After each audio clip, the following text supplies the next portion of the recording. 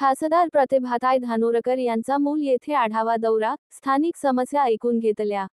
मूल प्रतिनिधी खासदार प्रतिभाताई धानोरकर या पहिल्यांदाच मूल येथे आढावा बैठकीसाठी आल्या असता त्यांनी स्थानिक पत्रकारांशी संवाद साधला। माजी आमदार सुभाष ढोटे यांनी तालुक्यातील अधिकाऱ्यांवर माहिती लपवण्याचे आणि निधीअभावी विकासकामे खोळंबल्याचे आरोप केले। धानोरकर यांनीही हेच मुद्दे अधोरेखित करत जलजीवन मिशन अंतर्गत सुरू असलेल्या योजना पूर्णत्वास न आल्याचे सांगितले। केंद्र शासन अपयशी ठरत असून खोटं बोल पण रेटून बोल ही त्यांची कार्यशैली असल्याचा आरोप त्यांनी केला। वित्त आयोगाचा निधी मोठ्या ग्रामपंचायतींना अधिक मिळत असल्याने लहान ग्रामपंचायतींना पाणी व वीज बिल भरण्यासही अडचणी निर्माण होत असल्याचे त्यांनी स्पष्ट केले।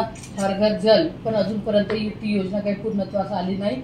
ज्या योजना जिल्ह्यातही आज कार्यरत आहे त्याच्यातली एकही योजना अशी नाही की जे 100% पूर्ण होऊन शेवटच्या घटकापर्यंत त्या जलजीवन मिशन योजनेचं पाणी हे लोकांना पोहोचलं असेल। मग याच्यापेक्षा जुन्या ज्या योजना होत्या त्या तरी बऱ्या होत्या, किमान लोक पाणी तरी पित होते। पण आतापर्यंत प्रादेशिकच्या असतं म्हणजे JJMच्या किंवा या ज्या योजना आहे कुठल्याही योजनेचं पाणी हे लोकांपर्यंत पोहोचलं नाही। म्हणजे पूर्णपणे केंद्राचं सरकार हे खोटं बोला पण रेटून बोला असं बोलणार आहे, आपल्याला स्पष्टपणे दिसत आहे। बरंचसं ग्रामपंचायत प्रश्न काय झाले की त्यांना इलेक्ट्रिक बिल नाही, त्याच्यामुळे जिल्हा परिषदेने ते इलेक्ट्रिक बिल कट केलं, त्याच्यामुळे पाणी टंचाईचा प्रश्न आहे। सुरुवातीला सगळ्या ग्रामपंचायतीचं बिल भरण्याची जबाबदारी ही जिल्हा परिषदेची होती, पण मध्यंतरी ग्रामविकासने एक GR काढला की ज्या ज्या ग्रामपंचायतीचे थकीत बिलं असतील ते बिलं संबंधित ग्रामपंचायतीने भरावं, जिल्हा परिषद त्याची जबाबदारी घेणार नाही।